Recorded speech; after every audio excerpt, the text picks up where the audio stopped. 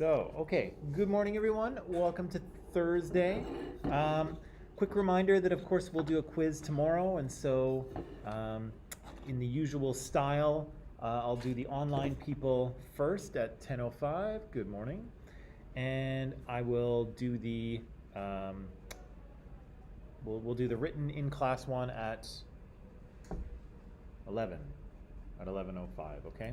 So particulars are on Microsoft Teams, of course, so I'll let you guys look at that. Unadi is here, so good morning, Unadi. Let's jump in. So we had come to, I guess, the beginning of the end of the Soviet Union, right? And so we saw that this guy here, Mikhail Gorbachev, he was made the leader of the... Everybody with me here? Jim and Daniel, are you with me? Yeah? Okay. So he was made leader of the Communist Party in Soviet Union in 1985. He had some bold policies that he wanted to put in place. Glasnost and Perestroika are probably the biggest ones. Glasnost is openness. Perestroika is restructuring. And so in terms of the openness, he kind of relaxed or allowed people's freedom of speech and freedom of the press. And again, people started talking about the Soviet Union and what was wrong with it all, right? And so there was a lot of criticism of the Communist Party. There were questions about Russia's past. There was a lot of talk about the atrocities that had happened under Joseph Stalin. And so, a lot of things that people either, knew about but didn't talk about or just didn't know about in the first place started to kind of come out in this period, right? And so the Communist Party was criticized, Stalin was criticized, all the way back to Vladimir Lenin, right? And we said that was kind of important because the only reason that the Soviet Union was communist was because Lenin had overthrown the government in 1917. And so if you start attacking the memory of Lenin and you start tearing him down and not believing that he was this bold, leader of the people, if you start to tear that legacy down, you're kind of left with nothing, right? You don't have a legitimate reason why the Communist Party should be in charge of the Soviet Union, right? And so a lot of this talk starts to happen, but Gorbachev starts to make economic reforms as well, right? And we talked about the enterprise law. He starts to reduce the Communist Party structure. He starts to cut out bureaucracy and middle managers and people who do nothing except fill out meaningless forms all day. He gets rid of all those people to try to streamline the party and get things to move a little more efficiently, right? He tries to get rid of all of the old, the old guys in the Communist Party who don't want to change anything, tries to bring in some new, fresh thinkers. And so he's really trying to make the Soviet Union a better place, right? And then finally we said at the 19th Party Congress in 1988, he gets this thing called the Congress of People's Deputies passed, right? And so Congress of People's Deputies is kind of a legislative body, and so it's a lawmaking group, and it is filled with people who are now elected from the populace. And so this is kind of brand new for the Soviet Union, right? A democratic body, a lawmaking body, and one that's kind of outside of Communist Party control. And you can see here, so as Gorbachev has been, blocked in some of his reform attempts, he creates this thinking the people will support him, right? The people will back his reforms. And so again, he creates this Congress of People's Deputies. There's people that are elected from all of the 14 Soviet socialist republics that are in the USSR, and you can see them all here. And so big changes, right? Big changes. We read this section yesterday, and it talks a little bit about what was happening in Eastern Europe, right? And we said that the Brezhnev doctrine under Leonid Brezhnev was that the Soviet Union would go in and intervene in any country to preserve socialism, right? And Gorbachev says, you know what, we're not doing that anymore, right? We're going to let countries operate as they so choose, right? And so as soon as the threat of the Red Army is gone, we see Poland and East Germany and Bulgaria and Hungary and Czechoslovakia, I don't know if I said that one yet, all of these countries start to push back against their communist governments. And again, without the backing of the Soviets, without the backing of the Red Army, most communist parties have nothing to do but kind of step down or hold free elections in which, for the most case, they are pushed aside, right, in favor of governments that are more liberal, more democratic, and more market-oriented, right? They're not really communist parties. And so the only real exception is Romania, where, again, Nicolae Ceausescu tries to resist, but the Romanians overthrow the state, right? They capture him and they execute him, right, in front of a firing squad. And so basically all of Eastern Europe, communist control and communist power collapses in Eastern Europe within a year or two, right? And so, it really shows how much, the Eastern Bloc, all of those countries in the Warsaw Pact, were held together in communism because they basically had a gun pointed at them the whole time, right? They had the Red Army ready to move in, and as soon as it became clear that the Red Army would not move in, then they pushed back, right? And they pushed those communists aside in all those countries. Yeah, so Poland, we see that solidarity is back in a big way. The former workers' union is now a political party, and they are elected into power in the sort of House of Representatives and the upper chamber, the sort of Senate thing. Good morning. So solidarity is back and in charge of Poland. Again, the Hungarians open the border, and their Communist Party reforms. In East Germany, we see people trying to escape East Germany and flee to the west, first through Hungary and Austria, and then later through Czechoslovakia. But eventually we see that the East Germans and the West Germans bridge the wall, right? It becomes apparent that Soviet control is no longer there. The threat of, Red Army or violence is no longer there. And we saw in the video yesterday people first jumping up on the wall and then beginning to tear it down, right? And the guards, you could see, were just kind of standing there like nothing to do, right? Because they know it's over, right? They know that it's that period is over. The Soviets aren't going to respond or retaliate, and yeah, it's that thing is over, right? And so the people tear down the wall, and then East and West are reunited another year later, right? So this is all kind of very exciting and triumphant for Eastern Europe, right? To throw off communist rule and to chart a course for themselves. Again, it's very exciting, but again, their economies are all struggling, right? They've been working in communist, they've been working within a communist system for decades. They are kind of technologically and organizationally behind everyone else. They don't have the resources that capitalist countries have, and so they're going to need a lot of investment and help to kind of bring them up to, a modern standard of living. So again, their economies are pretty fragile for the next few years as they try to move from a communist economy to a market economy. And again, those are totally different systems, right? And it's not easy to move from one to the other, as we will see shortly. We met this guy yesterday, Boris Yeltsin, right? And Boris is, again, a Communist Party member. When we first meet him, he's from the Urals, I believe. He kind of works his way up into the Communist Party and eventually gets himself appointed secretary for the city of Moscow, right? So he's kind of like the mayor of Moscow, if that was a thing in the communist situation. But he's an important man in the Communist Party. Moscow is the capital city of the Soviet Union, so he's kind of a big deal, right?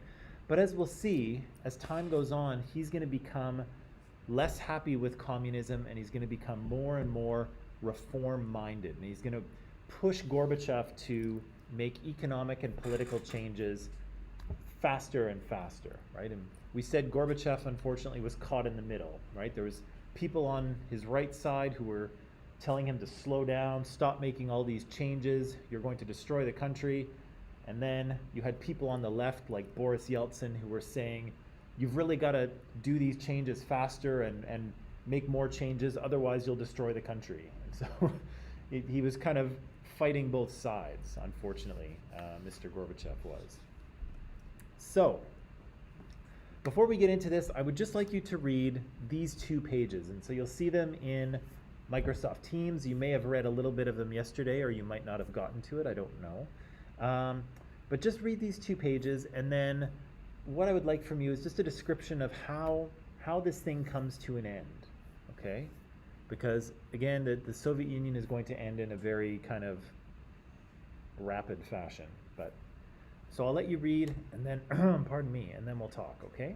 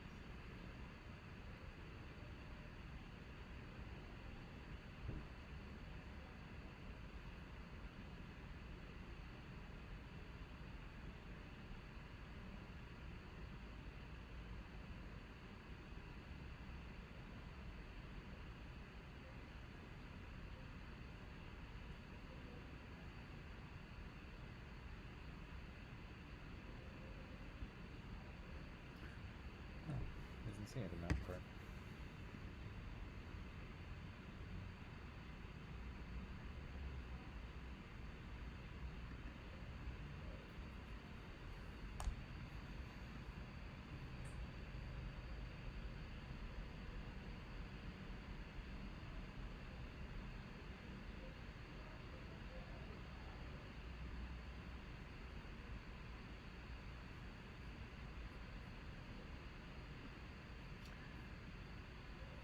Okay, just 1 or 2 more minutes.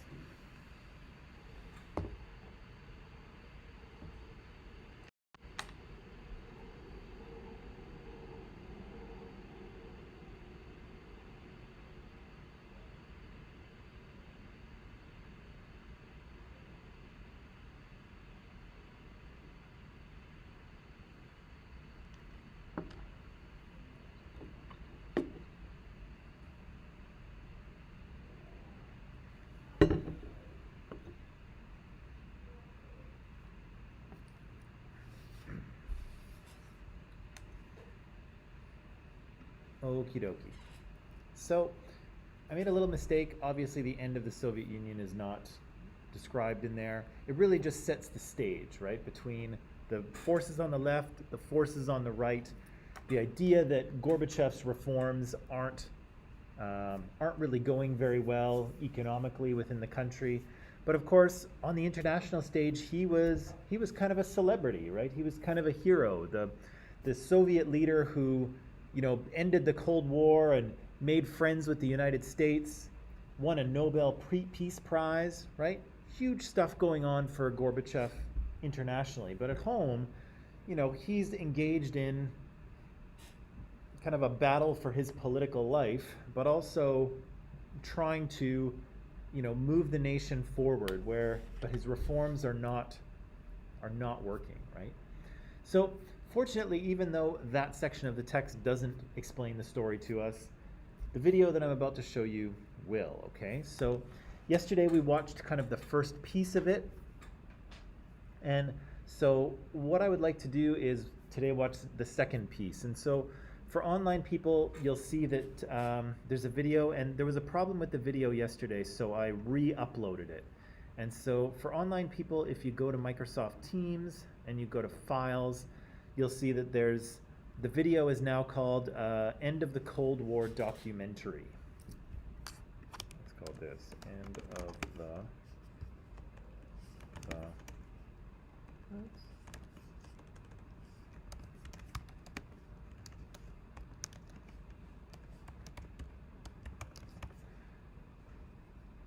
So it's called End of the Cold War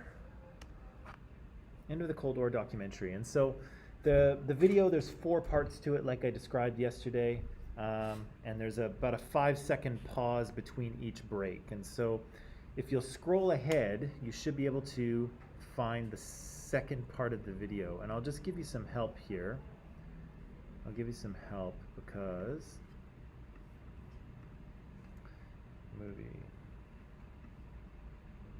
yeah, it should be around 15 minutes or so, okay? So approximately 15 minutes to the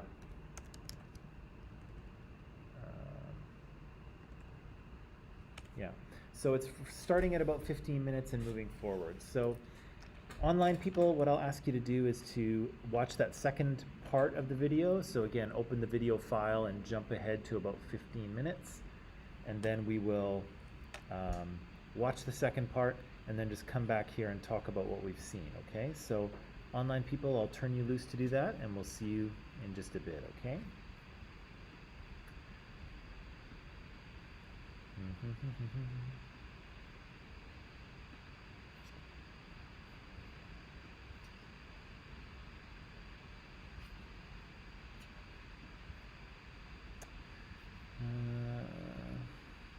Everything here.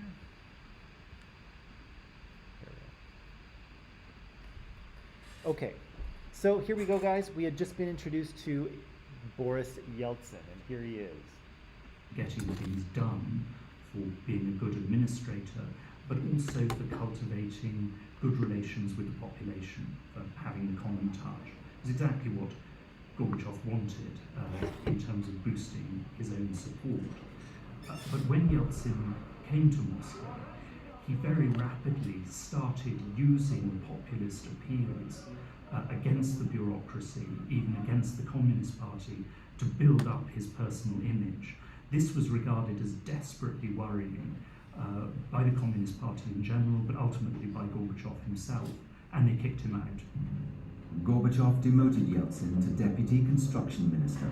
Yeltsin's political ambitions were dashed. It was a humiliating blow that he would never forget or forgive.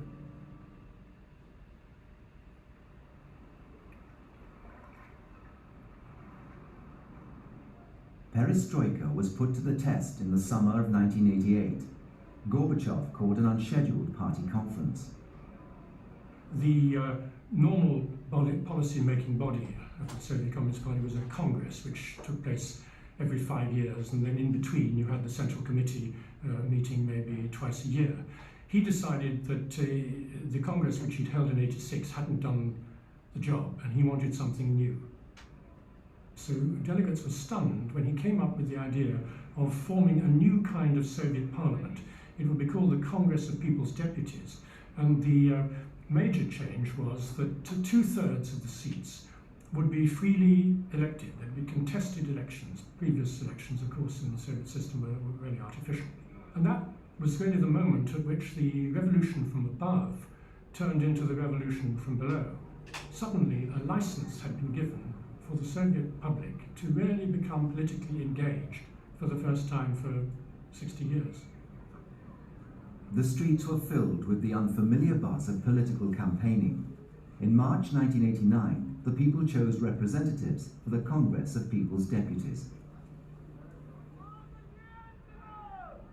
It was their first taste of democracy.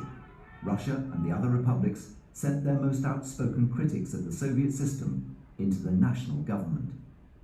They were truly free elections. Despite all of the shortcomings, it was a wave that swept away layers of waste that had been collecting for decades. It did indeed produce a very strong vote for reform and change, but it also led to a tremendous mobilization of popular discontent. In various of the republics, this led to a wave of nationalism pointing towards independence from the Soviet Union. In Russia, it led to a great wave of support for the so-called Democrats, and particularly for a former communist boss turned populist politician, Boris Yeltsin. In a sweep of the Moscow vote, Yeltsin secured a seat in the Congress of People's Deputies. Gorbachev's own reforms put Yeltsin back in power. The public was energized, but the economy continued to decline. Resistance to Gorbachev increased on both sides. The people around me that took the position of resisting reforms, they hampered the process of perestroika, of decision-making, and dragged it all out. And the Democrats, especially after they got positions in the Congress of People's Deputies and the Supreme Soviet in the 1989 elections, they wanted to do everything fast. Democrats always thought that I was making a deal with the right. I think that, generally speaking, these two extremes were very dangerous, and they whipped each other into a frenzy. The instruments we needed were in place. Parliament existed now, so we thought we could just keep going. But when it came to the economy, there wasn't enough determination. They were talking about it then. It isn't that Gorbachev didn't talk about those things. He spoke of social improvements as an immediate goal. He spoke of a market economy. Decisions were made, but no practical steps were taken in any of these directions. Reforms cut the economy loose from centralized power, but without any new structure, industry and agriculture floundered. The Soviet people bore the brunt of the economic slide. Let them feel. What kind of glasnost is there in this country? I am a pensioner, he is a pensioner, and the children need meat. Just tell us, will there be meat today? There will be, but you have to wait. I have 3 loaves of bread for my neighbor and me, and 5 small rolls. How do you feel about the rise in prices? It's useless. You should listen to their speeches. It's shameful. I listened until 4:15 yesterday. They all shout, one on top of another, but no one gets to the point. At home, Gorbachev's popularity plummeted, but internationally, he became something of a celebrity. The new foreign policy had made him the darling of the West. Polls in Europe revealed him to be more popular than any Western leader. The following year, he won the Nobel Peace Prize. Inspired by this success, Gorbachev announced an end to Soviet intervention in Eastern Europe. The Warsaw Pact governments were now on their own. The declaration triggered a chain reaction. Democratic movements that had been smouldering in Eastern Europe sparked into life. Poland was the first. In June 1989, under public pressure, Poland's Communist Parliament opened itself to free elections. The people voted Lech Wałęsa's Solidarity Party into power. It was Eastern Europe's first non-communist government in 40 years. After Poland, the Iron Curtain collapsed. I jumped over the wall. You jumped over the wall. And I don't have even the English words to explain how I feel. I have been dreaming of this for years. I climbed over the wall and walked through the Brandenburg Gate. Berlin, November the 9th, 1989, marked the point of no return. The East German government indicated that travel restrictions to the west would be relaxed. Word spread as night fell over the divided city. Within minutes, thousands of East Berliners gathered at the wall. Border guards were bewildered. A few weeks earlier, they would have opened fire, but now they stood back as people barged through checkpoints and were helped over the wall by jubilant Westerners. In a matter of days, Germany was reunified in the streets of Berlin. The Soviet Union surrendered its chief ally without a fight. What kind of democrats would we be? What kind of innovators? If we held free and fair elections in our country, in this most complicated country, undertook reforms and led the country out of its totalitarian past into democracy, and yet at the same time denied the people of Central and Eastern Europe the right to decide their own fate, it would be totally unacceptable. This is why we did not meddle anywhere. Democratic activists broke the communist monopolies in Hungary and Bulgaria. In Czechoslovakia, the Velvet Revolution bloodlessly toppled the communist regime. But Romania was a different story. President Ceausescu attempted to crush the democratic movement, but his army rebelled.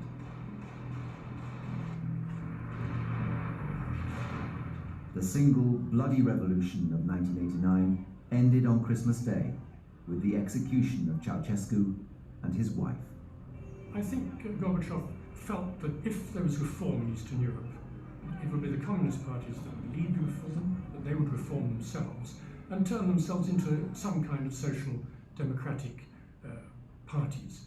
And then when the thing began to change, I think Gorbachev hoped that because it was the communist parties that had allowed reform, that people would vote for them out of gratitude because they were the reformers. And that of course, was complete nonsense. But I think that was the expectation.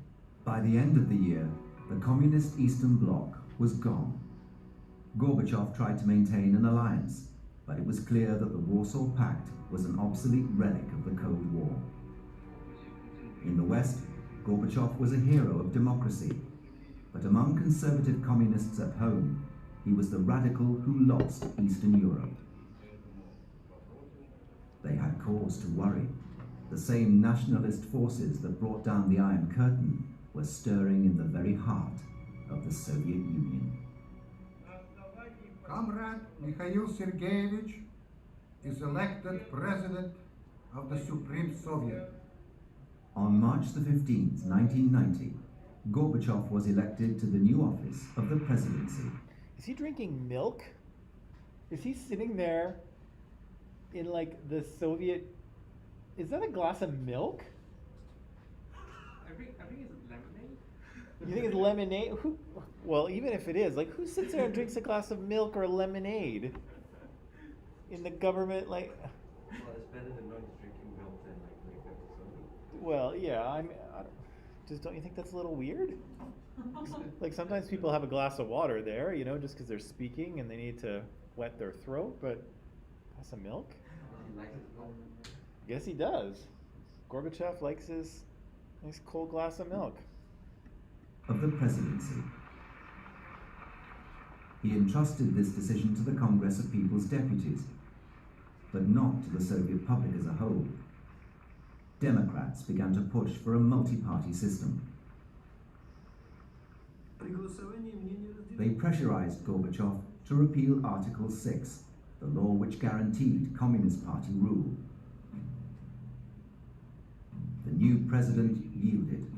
For the first time, non-party members were free to hold government offices. Yeltsin wasted no time in resigning from the Communist Party. Suddenly, the most powerful man in Russia was a non-communist. Energized by the events in Eastern Europe, the other republics began to test the limits of perestroika. The Baltics had a history of bitter resentment towards Soviet rule. These tiny republics struck the first real blow to the Union. Like other Soviet republics. Yeah, so you remember this was right at the end of World War, or right at the beginning of World War I, right? Where Hitler rolled into Poland, Stalin came into Poland the other side, they split it between them, but then Stalin went north and he took over these places too, Latvia, Lithuania, and Estonia. And so they were kind of conquered in 1939, right at the beginning of the First World War, and then they'd remained under Soviet control since then. Soviet republics, the Baltic states had been part of the Russian Empire before the revolution. Unlike them, they gained their independence and were members of the League of Nations between 1920 and 1940. In 1940, they were annexed by Stalin as a result of a pact with Hitler the previous year, but they never forgot their legacy of independence. On the 11th of March 1990, the new leaders of Lithuania proclaimed their independence from the USSR. Estonia and Latvia quickly followed suit. Gorbachev branded their actions illegal. You will not secede from the Soviet Union. You are a civilized people, no matter what a few radicals might do, and you won't leave. You won't go against your conscience after all. The 28th Congress of the Communist Party met in July of 1990.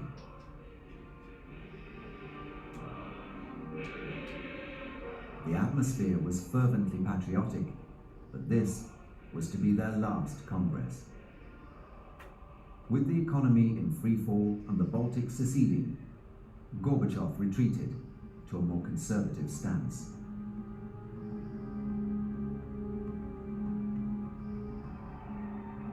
But the crisis only worsened. Soviet special forces seized the Free Lithuanian television station in Vilnius. Pro-independence demonstrators attempted a blockade. At least 13 people were killed. A week later in Riga, troops seized the Latvian Ministry of Internal Affairs, killing 4. To the south, crackdowns in Azerbaijan and Georgia had left many more dead. Vilnius and Riga, Baku and Tbilisi were now bloody spots on a reform process that was meant to be peaceful. I always wanted to avoid bloodshed in this country. This terribly complicated transformation in this terribly complicated country.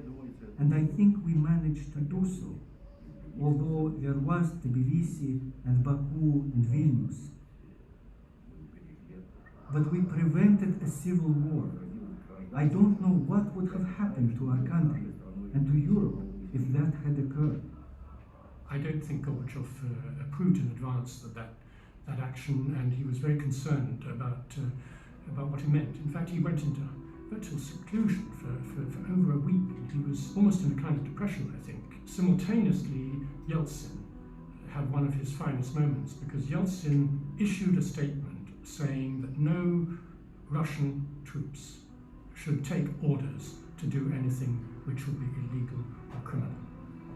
Now, this was an incredibly important statement by Yeltsin. He was basically saying to Soviet officers, I am your commander-in-chief, not Gorbachev. In Russian cities, people voiced their outrage at the crackdowns. In a televised speech, Yeltsin called for Gorbachev's resignation and for the dissolution of the Soviet Congress of People's Deputies. Gorbachev decided to take the question to the Soviet people. In March 1991, the public voted on the fate of the USSR. Should the Union continue or be dissolved? Whoa! Oh, boy, things are getting tense now, right? So, where's my little thing there? Good. Things are getting tense now, right? So you can see that Gorbachev's reforms are kind of getting away from him, right? It's a slippery slope. He kind of opens things up and he tries to restructure the economy.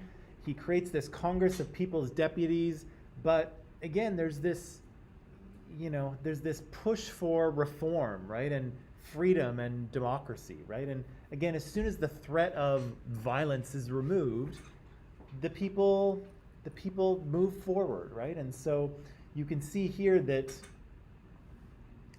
Eastern Europe, as soon as the threat of Soviet intervention is gone, all of them cast out their communist governments, open up the wall, and sort of lean toward the West, right? And then we see that Latvia, Lithuania, and Estonia, as well as some of the other republics, they want to do the same thing, right? They want to break away. But we see that Gorbachev doesn't treat the Soviet republics quite the same as the Eastern European countries, right? And maybe not so much he, but someone in the Communist Party sends in soldiers to attempt to put down the revolution again, right? But you can see how it's kind of funny because he's not trying to do this, but his reforms get away from him, right? People don't react the way that Gorbachev thinks they're going to, right? The historian there was saying, that he thinks Gorbachev thought that, when the communist parties in Eastern Europe just sort of remodeled themselves as democratic socialists, the people would be so happy they would vote them back in, right? And the historian's like, yeah, that's bananas, right? they're done with communism and those guys are getting chucked out, right? And the same thing here, is that, I think Gorbachev thinks that, he thinks that people want to continue with the Soviet Union and with the Soviet model. And again, it seems like most of the people do not, right? He does, but, you can see the people, they're struggling, right? They're going to the grocery store and there's nothing in the grocery store, right? And they're yelling at the clerks saying, well, come on, like we've got to eat. Is there going to be any meat today? And the guy's like, yeah, there'll be meat, but you got to wait, right? So he doesn't even know when the food is going to show up, right? And that doesn't make people happy, right? When there's no food, the people are unhappy. There's a bunch of Soviet jokes, kind of dark. The Russians have a bit of a dark humor, but there's a Soviet joke about that, and this woman walks into a store and she's like, excuse me, is this a store where I can buy some cheese? And the guy behind the counter says, no, this is the store where we don't have any meat. The store that doesn't have any cheese is across the street. And so, yeah. You have to learn the accent. What? I can do it. I can do it. It's better. I'd have to practice. I haven't done it in a while. Yeah, so you can see here that things are starting to get away from Gorbachev, right? Eastern Europe is gone. It's become democratic and starting to lean toward the West. Some of the republics are pushing for their sovereignty, right? They want to leave the Union. Gorbachev is saying, no, you won't leave the Union. There's a few radicals, but you won't go against your conscience.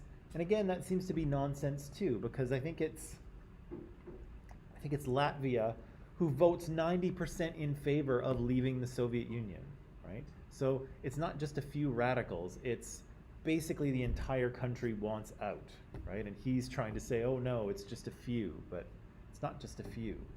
And again, things are getting away from him. And now he's got a pretty strong opponent, right? He's got Boris Yeltsin, who is now in the Congress of People's Deputies representing the Russian Republic, which, let's go back here a little bit. There we go. The Russian Republic is basically all of the Soviet Union, right? There's other republics you can see, but most of the Soviet Union is Russia, and Boris Yeltsin is representing Russia. And Boris Yeltsin is now not a communist, right? Because people can hold elected government positions for the first time and not be members of the Communist Party.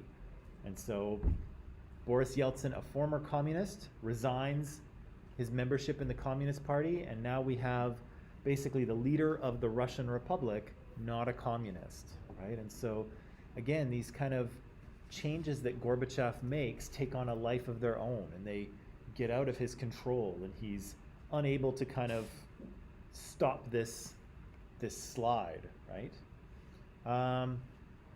Yeah, and as we see here, they've just decided to put a vote to the people and ask the people, should the union stay together, or should it be dissolved, right? Big question, big question. It's almost like Brexit from a couple of years ago, right? Whew, okay, this is so exciting. Let's take a little break. We'll come back. We'll see how this all plays out, okay?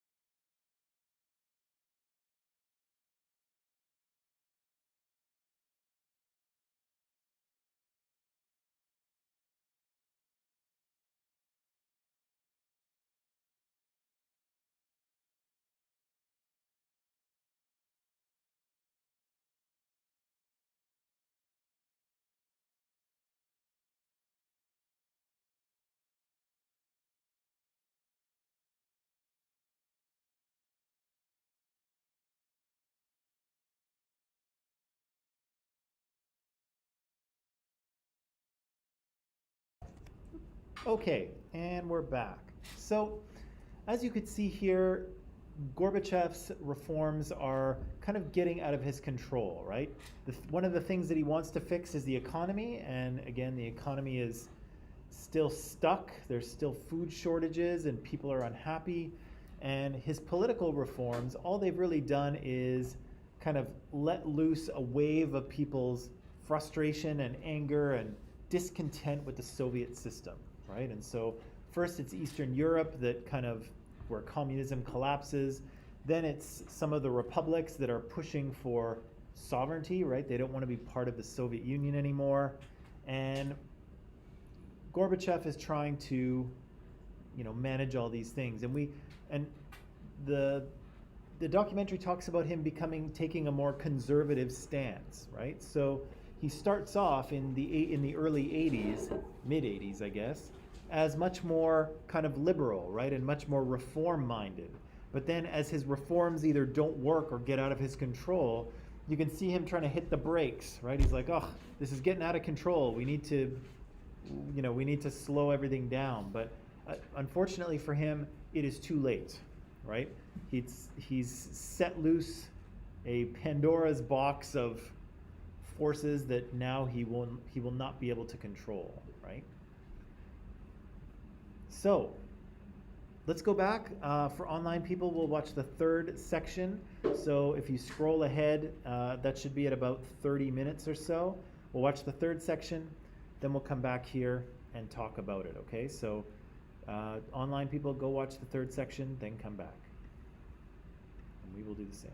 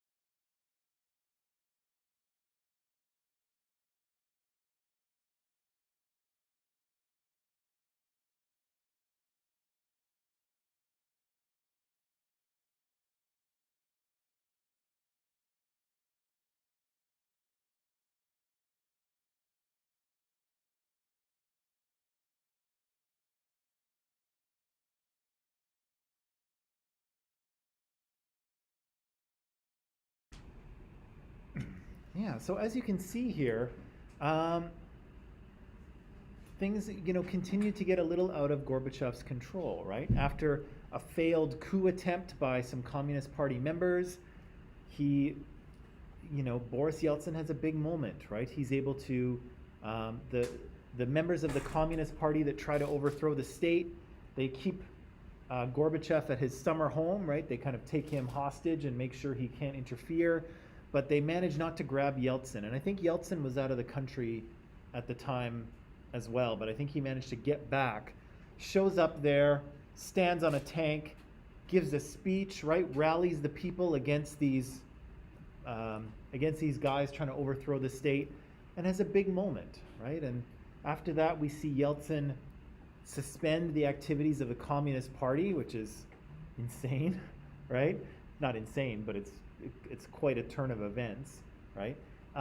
Then we see them create the office of the Russian presidency, and then as these republics start to leave the Soviet Union, the presidents of Russia, who's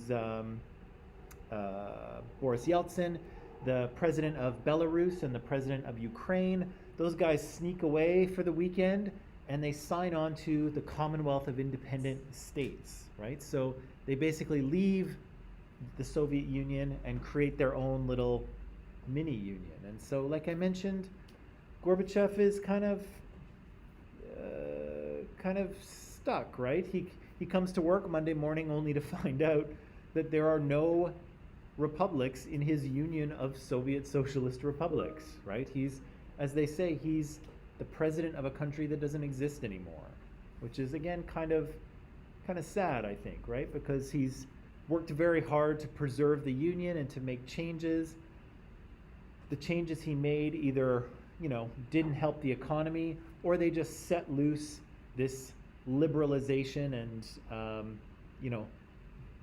discontent with the Communist Party, right? And so everything he did just kind of got him further away from where he wanted to go, right? He wanted the Soviet Union to stay together. He wanted the Soviet Union to remain communist, right? And so he was kind of going this way, but everything he did, sort of got away from him, right? And eventually we see that, there's nothing left for him to do but to resign, right? To go on TV and say, I guess I stepped down because there's no country anymore, right?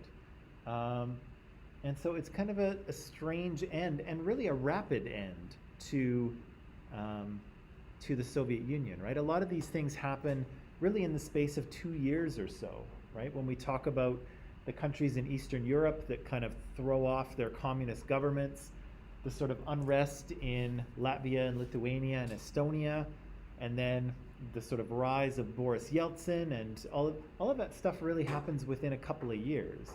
And so, this superpower that's been around since the end of the Second World War kind of comes apart pretty quickly, right? And again, as soon as the threat of force is removed, right? As soon as Gorbachev says, hey, we're not going to use the Red Army, we're not going to, impose our will on Eastern Europe.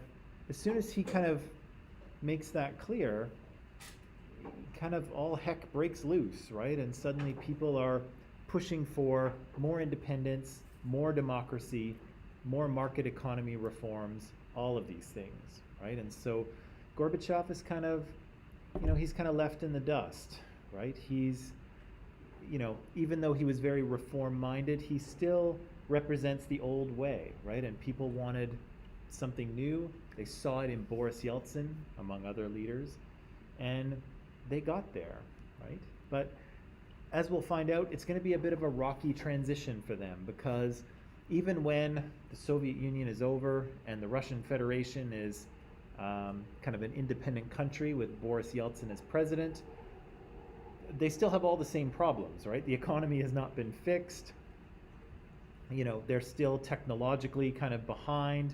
There's no semblance of a market economy. And so they got a lot of work to do, right? And all of the same problems that Gorbachev had, Yeltsin has the same ones, right? And so just leaving the Soviet Union will not be, the end of their problems. It's just a continuation, right? It's not a what? Nope. No, market economy. Yeah, and so once Yeltsin gets into power, he will go about converting communism to a market economy, and I'll point out probably on Monday. I'll point out a few of the things that he does to try to get that to happen. Spoiler alert: those things will they'll work, but it'll be tough. It won't go smoothly. It won't go smoothly. But again, how could it, right? Because nobody has ever, the Soviet Union was the world's first communist state, right? And at this point, nobody had ever had a communist country before, but nobody had attempted to switch to a market economy from a communist one. So there's no rules for this, right? There's no, if you want to switch to a market economy from communism, here's what you should do.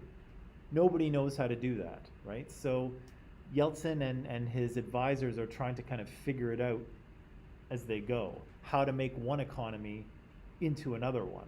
And again, as we'll see, it's a bit of a rocky road for poor Yeltsin. But maybe what I'll do is I'll leave it there for today. Keep in mind there's a quiz tomorrow. So online people, we go at 8. Online people, we start at 10. In-class people, we start at 11. Any questions before we break? Going once? Going twice? Okay, get out of here. Okay, I'll see you tomorrow.